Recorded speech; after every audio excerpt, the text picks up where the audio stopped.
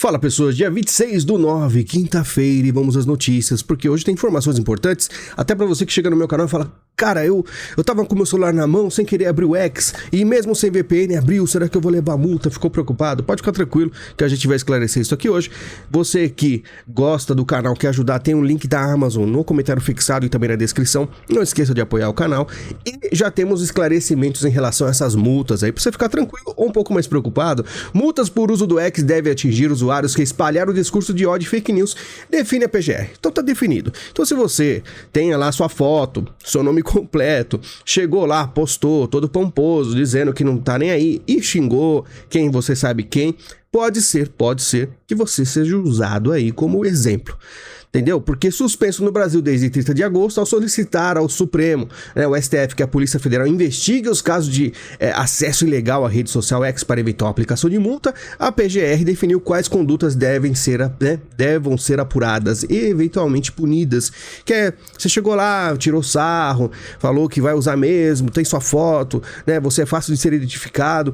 Provavelmente faz tempo que eles estão fazendo assim todo um mapeamento. Lembra do Tagliaferro? Não sabe aquele negócio seja criativo? E seja também vigilante, olhando para se tem alguém que está aí abusando. A STF recebe relatórios da PF e Anatel sobre o uso do X após bloqueio. Provavelmente já tem os nomes aí prontos, tá? Mas enfim, é aquela coisa que eu falo. Vocês sabem o que faz, né? Porque é o seguinte, muita gente falou, VPN é muito difícil de ser identificado. Só que aquela coisa, teve um momento que o Cloudflare lá fez aí o X voltar momentaneamente. Então você tá lá, postando muito inteligentemente, dizendo que está fora do Brasil. Aí você fala, eles não tem como me multar. Só que aí, quando o X voltou e você postou sem o VPN, com o seu IP do Brasil, e depois voltou a usar o VPN, os caras vão fazer todo um levantamento para ver se você sai do Brasil mesmo. Então, polícia é complicado. Essa semana assisti um documentário Netflix, que a mulher assassinou a outra e usou o celular dela para ficar atacando, diversas outras pessoas.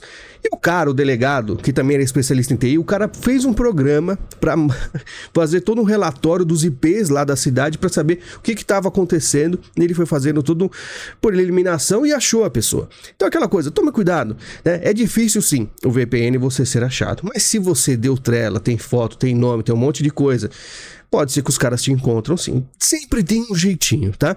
E aquilo, se você não usou, se você abriu sem querer, se você não participou de comentários, muito provavelmente você está tranquilo. Agora, outros que, muita gente chama o pessoal de covarde e tudo, a gente vai ver no final aí um caso bem triste aí, para você tomar cuidado com o que a gente está passando no Brasil hoje, tá? Não adianta você ser corajoso, sendo que depois você se ferra sozinho e ninguém te ajuda. Lembre-se disso. Telegram começa a entregar dados de usuários para as autoridades. Já nesse fluxo digital, o Pavel Durov, que foi preso, acabou mudando algumas coisas do Telegram e agora, sim, o pessoal que gostava muito do Telegram pode também ficar um pouco preocupado, porque ele vai começar a entregar aí alguns dados para poder sobreviver. Então lembre-se, tá ficando complicado, até porque essa moda digital, o Drex também começa aí nessa segunda fase de testes, que é o novo passo para o controle estatal quase que completo da sociedade, A questão de dinheiro digital, a questão de o seu crédito, como cidadão, se você tem crédito, se você não está atacando o governo, aí você vai ter todas essas limitações, assim como acontece na China. E aqui pode ser que, como a gente vai ver aqui em algumas outras notícias de hoje, China e Brasil estão bem unidos em certos aspectos, tá? Lula, a democracia vive um momento mais crítico desde o segundo conflito mundial, com certeza mais do que absoluta. Temos aí problemas terríveis, que eu digo, até 2045, tá? A gente vai passar por problemas, tá? E pega essa palavra problemas e multiplique, tá? Potências silenciam sobre proposta de Lula na ONU e Estados Unidos sinaliza outro rumo. Lógico que vai sinalizar outro rumo, porque a Guerra Fria 2.0 é igual à primeira. Então, os vermelhos vão para um lado e os Estados Unidos vai para o outro, mesmo que existem canais que dizem o contrário para você. Mas é isso aí. Os Estados Unidos vai para outro lado e o Lula está indo, para o lado vermelho, como sempre esteve. E muitos países, como Coreia do Sul, Alemanha, Japão, evitaram tocar no tema, porque o Lula é quase que intocado, porque os globalistas gostam de enaltecer o comunista, tentando, vamos dizer assim, conquistá-lo. E sempre o comunista está cagando pro globalista. Existe uma falácia aí, que os comunistas são aí submissos aos globalistas. É muito pelo contrário, né? Se você tem que chamar alguém de vassalo, são os globalistas em relação aos comunistas, que eles morrem de medo, um respeito encabido, descabido, uma coisa muito estranha que acontece, tá? Após críticas a Zelensky, Lula disse que o presidente da Ucrânia só falou o óbvio, né? É aí que já começa um conflito, já faz tempo que existe entre o Lula e o Zelensky, e olha o que o Lula fala, que ele, Zelensky, tem que defender a soberania, é a obrigação dele, que ele tem que ser contra a ocupação do território, é a obrigação dele. O que ele não está conseguindo é fazer a paz. Então vamos fazer tração paralelo aí. Imagina que você está na sua fazenda, e aí invasores de terra aos montes chegam na sua fazenda, e aí você reclama, você fala, precisa de justiça, estou sendo invadido, e aí um governante chega e fala assim, você que tem que aí cuidar aí da sua defesa, você tem que se virar, simples assim. É mais ou menos isso, né, que o Brasil está fazendo em relação a esse conflito. Coisa, hein? Lula é questionado sobre a Venezuela por jornalistas internacionais e está aí, né, ele fugindo, ele não respondeu nada, e quando teve alguém da equipe dele, foi traduzir para ele a pergunta, e a gente falou, não explica a gente, né, não traduz pro Lula, fugindo, como sempre, fugiu aí do encontro com o Clinton, do Biden.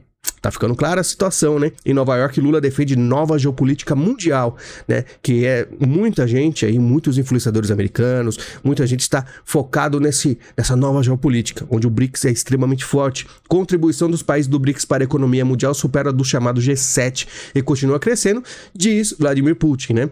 Então, é aquilo. Essa aí é o novo movimento mundial onde o BRICS se posiciona, né, já que existiu esse descolamento, né, o Putin teve toda essa questão do conflito, eles vão se fortalecer, atacar a moeda americana, os Estados Unidos, e a gente vê uma Guerra Fria 2.0 muito mais, assim, preocupante do que a primeira, na minha opinião. Mas enfim, na ONU, Zelensky acusa Brasil e China de fortalecer Putin com plano de paz alternativo. Aí o Zelensky falou que tem uma dupla China e Brasil, e a dupla realmente, se você vê os investimentos da China aqui no Brasil, você vai ver que realmente tem aí todo um plano, né? Eles tentam convencer outros países a apoiá-los. Qual é o verdadeiro interesse dele? Tentando convencer a Europa, qual que será os planos aí do Brasil, né? Lula cancela a agenda com bolos e campanha, se frustra com a ausência. E aí o Lula não está participando, falaram que ele vai pro México, né, na posse da Cláudia Sheinbaum. Eu acho que pro Boulos é até bom, eu acho até estranho toda essa proximidade do Lula com Boulos, que a rejeição do Lula é gigantesca. Claro que é um nome forte, né, pra esquerda, só que eu acho que afastar, né, o Lula do Boulos é até melhor, tá? Porque pro Boulos, né? Porque o Lula tá com problemas sérios. Essas imagens aí, a participação dele da ONU, né? O perdido que ele deu, que a gente falou ontem, não tá pegando muito bem. O Lula, que era tão queridinho pelo mundo, está deixando de ser o queridinho pelo mundo, tá? Viagem de Janja ao Catar mobilizou pelo menos 12 assessores e policiais e custou mais de R$280 mil. Pensa, é dinheiro, hein? Não é muito, não dá bilhão, mas a gente vai falar de bilhão ainda hoje, muitos bilhões, tá? Com depressão e pneumonia, idoso condenado pelo 8 de janeiro tem pedido de prisão domiciliar negado por Moraes. A defesa do agricultor Jorginho de Azevedo, de 63 anos, informou à corte que o homem detido na Papuda tem outras comorbidades. E aí tá, é importante trazer ao conhecimento do eminente relator que, em atendimento presencial no dia 29 de agosto de 2024, na unidade prisional, essa defesa presenciou o requerente adoecendo, sentindo fortes dores no peito e com dificuldades em respirar, falando de pneumonia. E Alexandre Moraes falou que não há provas. E por isso que eu digo, muita gente vai chamar você de covarde se você não for para tal lugar, para outro lugar. Muita gente vai animar você para ir para lugares. Gente que tem muitos milhões, gente que são pessoas famosas. Mas quando der problemas, né? Esse senhor aqui, que com certeza nunca imaginou ser preso na vida dele. Com certeza é um cara que, vamos dizer, é de família. Vai saber o que vai acontecer com ele agora. E lembra do Dias Toffoli com problema no pulmão? Lembra das queimadas? Até eu estou meio debilitado. Pois é, imagina um cara que está preso com depressão, que foi dito também, né? Diagnosticado com pneumonia. Então lembre-se, toda vez que chegar muitos caras valentes para você, tentando você fazer aquela greve na sua empresa, mas sozinho, saiba que depois ninguém vai te ajudar, tá? Estamos sozinhos, ainda mais se você não tiver nenhum tipo de contato, tá? Enquanto isso, Lewandowski prepara projeto para endurecer pena de crimes ambientais. A gente começa a ver aí todo o movimento do Flávio Dino, da questão de queimadas, crimes ambientais, e temos, claro, o MST, que invade e comete crime ambiental, e a gente se pergunta, será que essa resolução, né, esse projeto do Lewandowski afeta o MST? Eu acho que não, né? Receita Federal tem novo aliado na fiscalização tributária, o projeto Analytics. E a IA, que eu falei para vocês que é um negócio preocupante, a gente viu aí da questão da fiscalização, né, o sigilo bancário sendo quebrado, e agora temos isso aí, onde a IA vai começar a fazer essa limpa para a arrecadação ser perfeita no Brasil. Com certeza isso vai afastar muitos investidores e isso que vai acontecer no Brasil está indo a passos muitíssimos largos para o que se tornar uma China, uma mini China, uma China meio bagunçada, uma China meio ruinzinha. Será que vai virar Venezuela? Pode ser que vire, porque o povo não está preparado. Gasto do governo com 7 de setembro ultrapassa 14 milhões, né? Então são muitos gastos inúteis num momento aí do 7 de setembro onde não tinha quase ninguém, mas enfim, é importante, tinha muito mais gente na Paulista do que lá em Brasília. E maioria diz aqui, olha só, Metrópolis, maioria apoia a volta da taxa das blusinhas, diz pesquisa. 80% prefere que os produtos que compram gerem trabalho para os brasileiros, para promover competição, 82%. Onde foi feita essa pesquisa? Nas Renner da vida? Você acha que o povo ia falar, não, eu acho legal pagar, sei lá, 50% de imposto, 92% de imposto. Você acha que existe mesmo, né? Mas vamos falar de algo preocupante que dá bilhão. Projeto na Câmara pode barrar o uso de Bolsa Família em apostas esportivas. A gente falou aqui ontem que 3 bilhões são gastos por mês com só Bolsa Família em bets. Que coisa, né? Mas olha esse valor. Se você sabe o que é bilhão, você vai ficar assustado. Movimentação com apostas supera estimativas na Fazenda e pode chegar a 216 bilhões em 2024. Você sabe o que é bilhão? Pois é, 216 bilhões. É um dinheiro absurdo. O brasileiro ele não sabe, né, economia, não sabe fazer a gestão do seu dinheiro. E a gente vê um país sendo destruído não só pelos políticos. O próprio povo está enfraquecendo a economia.